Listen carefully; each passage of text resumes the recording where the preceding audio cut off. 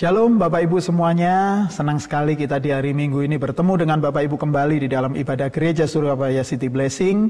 Kita sebentar akan belajar tentang kebenaran firman Tuhan. Sebelum kita belajar kebenaran firman Tuhan yang pasti akan memberkati Bapak Ibu semuanya, saya ajak Bapak Ibu untuk berdoa. Mari kita berdoa. Bapak yang kami kenal di dalam nama Tuhan Yesus Kristus, terima kasih Tuhan untuk penyertaan-Mu yang tidak pernah habis di dalam kehidupan kami.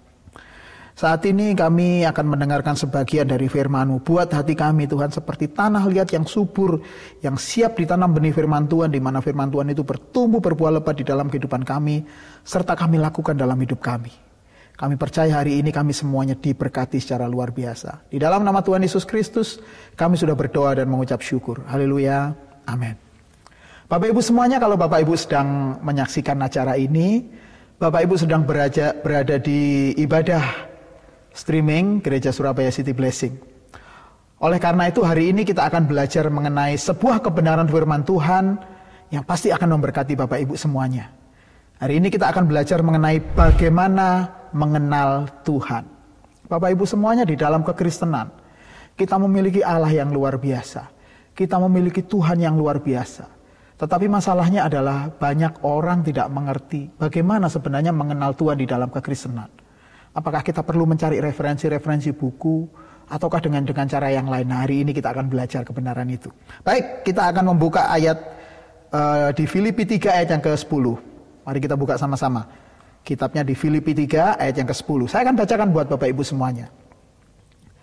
Yang ku kehendaki ialah mengenal Dia dan kuasa kebangkitannya dan persekutuan dalam penderitaannya, di mana aku menjadi serupa dengan Dia dalam kematiannya. Bapak Ibu, ada hal yang menarik di sini. Kata yang pertama yang harus kita ketahui adalah kata mengenal. Karena ini adalah kata penting, kata kunci di dalam ayat ini. Yang ku kehendaki, yang Paulus kehendaki ketika menulis kepada jemaat di Filipi, ialah mengenal Dia. Kata mengenal di dalam teks ini, tulisan aslinya adalah gnonai. Gnonai. Gnonai itu berasal dari kata dasar bahasa Yunani ginosko. Nah, masalahnya apa itu gnonai? Apa itu ginosko? Gnonai atau ginosko itu bukan hanya mengenal karena tahu secara konsep di pikiran, tetapi knowing by experience. Kita tahu, kita mengetahui karena kita mengalami. Nah, ini luar biasa. Karena bukan hanya dari kata orang, bukan hanya dari yang kita dengar, tetapi karena kita sendiri mengalami. Jadi hal ini bukan sekedar aktivitas pengetahuan di dalam pikiran kita. Mengetahui yang dimaksud di Filipi 3 ayat yang ke-10 itu bukan hanya aktivitas pengetahuan di dalam pikiran saja, melainkan berada di dalam sebuah pengalaman hidup. Kenapa Paulus bisa bilang seperti itu? Kenapa Paulus bisa bilang yang ku kehendaki ialah mengenal? Karena Paulus memiliki kepuasan yang luar biasa ketika mengenal Kristus. Kalau saudara membaca ayat-ayat sebelumnya, Paulus akan berkata, kalau dahulu apa yang kuanggap keuntungan ini sekarang aku anggap sampah. Begitu aku mengenal Yesus Kristus, semuanya menjadi tidak berguna. Nah, oleh karena itulah kita akan menyelidiki, kita akan mengetahui bagaimana Paulus sampai menyatakan bahwa yang dikehendaki adalah mengenal Tuhan. Kata mengenal yang kita pakai tadi, ginosko tadi, rujukannya di dalam kitab Perjanjian Lama itu ada kata mengenal. Tapi uniknya di sini Bapak Ibu. Di dalam Kejadian 4 ayat yang pertama, saya akan bacakan buat Bapak Ibu semuanya. Kemudian manusia itu bersetubuh dengan Hawa, istrinya, dan mengandunglah perempuan itu, lalu melahirkan Kain. Maka kata perempuan itu, aku telah mendapat seorang anak laki-laki dengan pertolongan Tuhan. Bapak Ibu, ada hal yang menarik di sini. Ada kata kemudian manusia itu bersetubuh. Dalam versi New King James Version atau King James Version, kata kemudian manusia itu bersetubuh menggunakan and Adam knew if his wife knew, tahu. Luar biasa kan? Jadi Adam tahu tentang Hawa istrinya. Nah, kata bersetubuh dengan kata tahu ini sejajar. Nah, oleh karena itulah Bahasa aslinya bagaimana bahasa Ibraninya? Bahasa Ibraninya saya akan bacakan buat Bapak Ibu. WH Adam Yadah. WH Adam Yadah. Nah, kata yadah ini artinya adalah mengetahui. Jadi antara kata mengetahui, yadah yang diterjemahkan dengan kata bersetubuh dalam Alkitab Bahasa Indonesia, dengan kata ginosko itu sama. Apa artinya? Adalah sebuah pemahaman, sebuah pengetahuan yang mendalam antara suami dan istri di dalam keluarga, karena mereka sudah saling memiliki pengalaman hidup bersama. Pengalaman itu dimulai dari kehidupan ketika mereka bertemu sampai kehidupan mereka lalui bersama-sama. Jadi sang suami bisa merasakan istrinya, istrinya pun bisa merasakan suaminya. Jadi berdasarkan pengalaman. Jadi hal itu penting. Mengenal seperti yang dikatakan oleh Paulus tadi di kitab Filipi tadi, bukan hanya mengenal secara teori. Bukan aku ingin mengenal Tuhan secara teori saja. Bukan dari cerita orang, bukan pula sebatas apa yang ada di dalam pikiran kita, tetapi mengenal yang dimaksud adalah mengenal melalui pengalaman hidup Paulus bersama-sama dengan Tuhan Yesus. Jadi pengenalan yang mendalam ini adalah pengenalan sebuah kehidupan yang kita lalui bersama-sama dengan Tuhan. Antara kita dengan Tuhan. Dan Tuhan juga mengenal kita. Pengenalan itu sampai kita bisa merasakan sesuatu yang mendalam. Sampai kita mengerti sesuatu yang mendalam di dalam diri Tuhan. Apa itu? Perasaannya Tuhan Yesus. Perasaan Tuhan Yesus sampai kita tahu. Itu mengenal.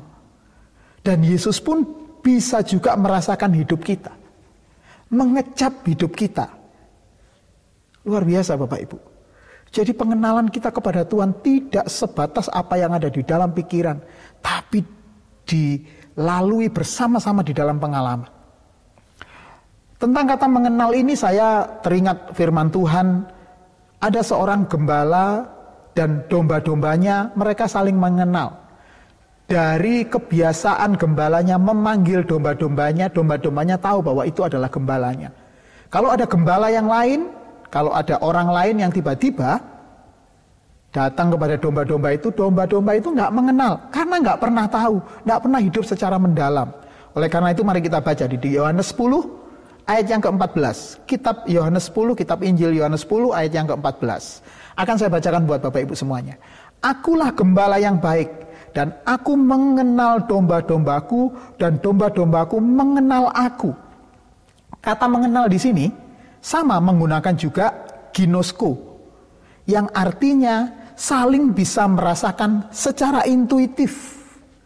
Jadi domba itu tahu bahwa itu gembalanya, suara gembalanya. Dan gembala pun tahu bahwa ini adalah dombanya. Jadi mereka saling tahu begitu. Jadi seseorang yang percaya kepada Yesus haruslah memiliki pengalaman-pengalaman sendiri bersama-sama dengan Tuhan.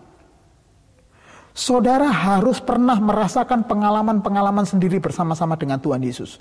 Oleh karena itu diperlukan keinginan untuk mengenal yang mendalam kepada Tuhan. Tidak cukup hanya percaya dari pikiran saja, tetapi dari kehidupan kita bersama-sama dengan Tuhan. Nah, salah satunya yang diberitahukan oleh Tuhan, salah satunya yang dikatakan oleh Tuhan bagaimana kita mengenal Dia, itu lewat persoalan, lewat kesulitan, lewat masalah. Mengapa?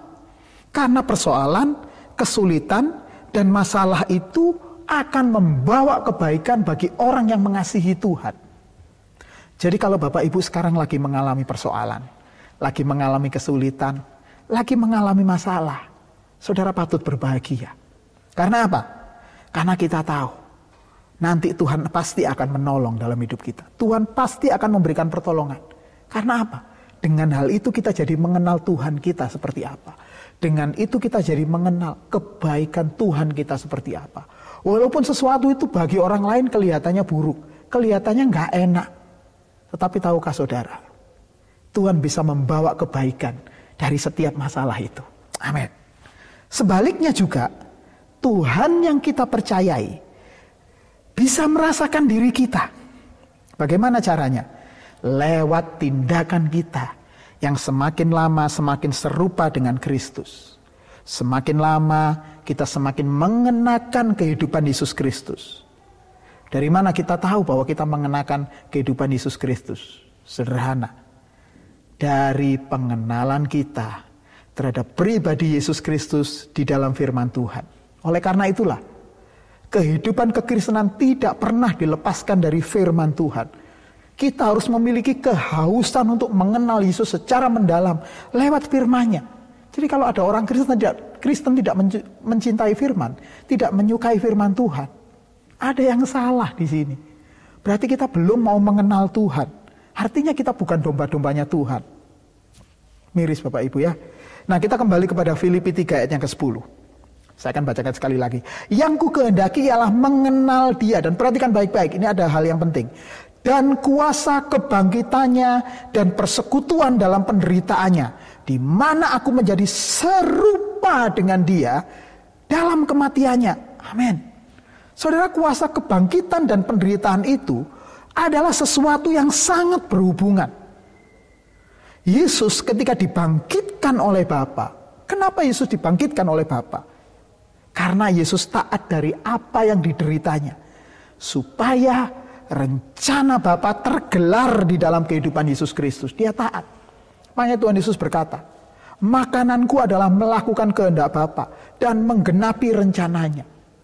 Itu makanan Tuhan. Jadi saudara, kehidupan Yesus selama di bumi ini gak ada agenda lain selain hanya untuk menggenapi rencana Tuhan. Hanya untuk melakukan kehendak Bapa, menyenangkan Tuhan. Nah, saudara bisa bayangkan. Karena hal itulah sampai Yesus taat, mati di atas kayu salib, dan ketaatannya itu membuat Dia dibangkitkan dan akhirnya menjadi pokok keselamatan buat kita semuanya. Jadi kuasa kebangkitan dan persekutuan dalam penderitaannya itu adalah kesanggupan Yesus untuk melakukan kehendak Bapa di dalam dirinya, walaupun ada hal yang tidak enak yang diterima oleh Tuhan Yesus. Bagi Tuhan Yesus Dia tetap sanggup melakukan kehendak Bapa, karena Dia melihat rencana besar Tuhan, supaya rencana besar Tuhan itu terjadi, baik di dalam dirinya maupun di dalam kehidupan kita yang percaya kepada Tuhan Yesus Kristus.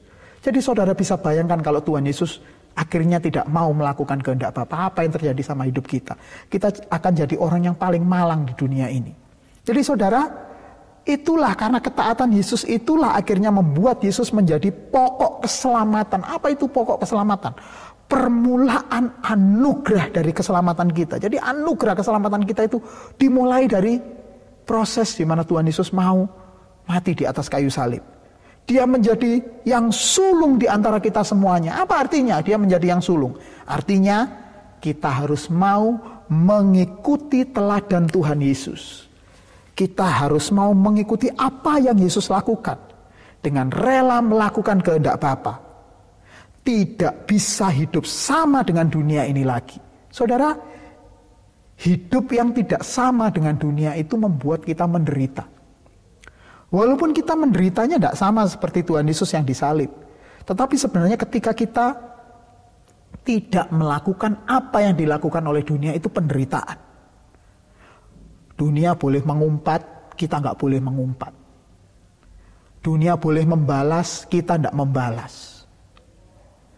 Dunia rebutan harta sampai rela membunuh, kita nggak boleh cinta terhadap harta. Itu penderitaan. Ketika kita bisa menjalani kehidupan yang sama seperti Yesus seperti itu, maka saudara tidak usah khawatir. Kuasa kebangkitan yang sama yang dulu pernah diterima oleh Tuhan Yesus juga akan kita rasakan. Kapan Pak kita dibangkitkan? Nanti. Pada saat kedatangan Yesus yang kedua, nanti kita akan dibangkitkan bersama-sama dengan Tuhan Yesus. Oleh karena itulah, diperlukan orang-orang Kristen yang memiliki pikiran dan perasaan seperti Tuhan Yesus Kristus. Kemudian kalau kita baca ayat tadi ada kata serupa dengan kematiannya. Apa maksudnya Pak? Kita harus mati di atas kayu salib seperti Yesus? Tidak, gak perlu kita seperti itu. Justru yang paling susah adalah kita harus mati terhadap diri kita sendiri. Terhadap egoisme kita sendiri. Artinya kita harus mematikan segala keinginan daging kita. Dan itu bukan sesuatu yang sederhana Bapak Ibu. Mematikan keinginan daging itu diperlukan perjuangan yang mendalam. Jadi kekristenan itu yang benar adalah kita nggak mengejar sesuatu yang ada di dunia ini. Tapi kita mati terhadap semua keinginan-keinginan daging kita. Bapak Ibu, kenapa kita tidak boleh cinta dunia ini? Bapak Ibu tahu, harus tahu bahwa dunia yang akan binasa ini, dunia kita sekarang ini yang akan binasa ini, tidak bisa dipakai menjadi tempat untuk kita meletakkan kebahagiaan dan kenyamanan dalam hidup kita. Kondisi sudah membuktikan bahwa keadaan kita sekarang, kita tidak pernah tahu apa yang terjadi di depan. Jadi ini membuktikan bahwa dunia ini akan binasa. Jadi orang-orang yang tidak mengenal Tuhan Yesus Kristus itu meletakkan kebahagiaan di dunia kita sekarang, tapi kita enggak. Kita meletakkan dan harus meletakkan kebahagiaan kita itu di dalam kerajaan surga. Orang dunia meletakkan kebahagiaan pada apapun yang ada di dunia ini. Bahkan kebahagiaan mereka ditopang oleh harta. Mereka yang merasa punya harta lebih banyak merasa lebih aman, padahal enggak juga. Apalagi koneksi orang-orang terkenal. Mereka yang merasa punya koneksi orang-orang terkenal, pejabat-pejabat merasa aman. Apakah seperti itu? Enggak juga. Dan kemudian ada beberapa orang, mereka ngejar-ngejar sesuatu yang sebenarnya tidak perlu mereka kejar kalau mereka percaya Yesus ya ini. Contohnya apa? Hak untuk dihargai. Dihargai oleh orang lain. Bagi mereka penting dihargai oleh orang lain. Tetapi bagi orang yang percaya, lebih baik kita dihargai Tuhan. Dia nggak dihargai orang lain nggak apa-apa. Yang penting kita dihargai Tuhan. Jadi ini ada perbedaan harusnya. Jadi kalau ada orang Kristen justru meletakkan kebahagiaannya di dunia ini, pasti ada sesuatu yang salah dengan percayanya dia pada Yesus. Kebahagiaan dia satu-satunya harus diletakkan kepada kerajaan Allah. Saudara-saudara, saya ajak saudara, mulai hari ini, mulai saat ini, ayo kita meletakkan hati kita di dalam kerajaan Allah. Untuk kita bisa mencapai hal itu, kita harus mengerti, kita harus mengenal. Artinya kita harus secara mendalam memiliki hubungan yang intim dengan Tuhan. Jadi yang kita miliki sekarang ini, kalau kita punya segala sesuatu, bagi orang-orang yang meletakkan hatinya di dalam kerajaan Allah, dia akan merasa ini bukan miliknya. Jadi ketika satu saat dia tidak diizinkan untuk punya hal itu, jadi dia nggak punya apa-apa. Dia nggak bersungut-sungut. Dia nggak ketakutan. Bahkan kalaupun mungkin nyawanya diambil pun dia nggak jadi masalah. Karena apa? Dia sudah melepaskan dirinya dari keterikatan terhadap dunia ini. Dia sudah meletakkan harta abadinya di dalam kerajaan surga. Saya ajak Bapak Ibu membuka ayat yang terakhir di dalam 1 Yohanes 2 ayat 17. Ayat ini begitu penting. 1 Yohanes 2 ayat 17. Dan dunia ini sedang lenyap dengan keinginannya, tetapi orang yang melakukan kehendak Allah tetap hidup selama-lamanya. Saya ulangi sekali lagi Bapak Ibu. Dan dunia ini sedang lenyap dengan keinginannya, tetapi orang yang melakukan kehendak Allah tetap hidup selama-lamanya. Amin. Ayat ini luar biasa. Ayat ini menyatakan bahwa dunia yang kita diami sekarang ini akan lenyap dengan keinginannya. Jadi percuma kita berharap sesuatu yang ada di dunia ini. Jadi akan menjadi salah buat kita, orang yang percaya kepada Tuhan, orang yang sudah memiliki Yesus Kristus, orang yang mengaku bahwa kita ini adalah pengikut-pengikut Kristus, akan menjadi salah jika kita meletakkan kebahagiaan kita justru di dunia ini. Karena firman Tuhan mengajarkan bahwa dunia ini sedang lenyap dengan segala keinginannya. Nah, kita mesti seperti apa, Pak? Sama seperti Paulus. Di ayat di Filipi tadi, di ayat-ayat sebelumnya nanti Bapak Ibu bisa baca setelah ibadah kita pada hari ini. Paulus berkata bahwa apa yang dulu aku miliki, bahwa dia orang Yahudi, dia adalah orang Ibrani dari keturunan Benyamin. Dia mendapatkan mandat dari imam besar untuk mengejar-ngejar orang Kristen, untuk membinasakan orang Kristen. Dia memiliki kebanggaan, Taurat itu dia lakukan dengan tidak bercacat dan bercela. Tetapi kata Paulus, semuanya itu yang dulu aku anggap keuntungan, sekarang aku anggap rugi. bahkan aku anggap sampah. Artinya sesuatu yang tidak berguna. Jadi Paulus melepaskan segala sesuatu. Nah, sama seperti Paulus yang menganggap bahwa semua yang dimilikinya di dunia ini dianggap sampah. Seharusnya kita mulai dari sekarang sudah harus melepaskan segala sesuatu dan mulai belajar sama seperti Yesus untuk melakukan kehendak Tuhan di dalam hidup kita. Supaya apa? Supaya nanti kita dibangkitkan bersama-sama dengan Tuhan. Bapak Ibu, tahukah kekristenan yang kita miliki ini adalah kekristenan yang luar biasa. Mengapa? Karena Bapa sudah berkorban untuk kita dan kita dibayar lunas. Oleh karena itu, kita pun sebagai umat-umat tebusannya yang dibayar lunas oleh Tuhan, kita pun sekarang menjadi milik Kristus. Jadi jangan pernah membuat diri kita meletakkan kebahagiaan kita dengan sesuatu yang ada di dunia ini. Tetapi letakkanlah kebahagiaan kita dengan sesuatu yang ada di surga yang bernilai kekal. Dan untuk itu, selama kita masih dikasih kesempatan untuk hidup, kenali Tuhan Yesus Kristus lewat firman-Nya. Kenali Tuhan Yesus Kristus lewat pengalaman Bapak Ibu bersama-sama dengan Tuhan Yesus. Dan jangan kejar sesuatu yang ada di dunia ini. Kejarlah sesuatu yang bernilai kekal. Saya kira cukup firman Tuhan kita pada hari ini. Saya percaya firman Tuhan hari ini memberkati Bapak Ibu semuanya. Sampai ketemu kita di ibadah berikutnya. Tuhan memberkati. Haleluya. Amin.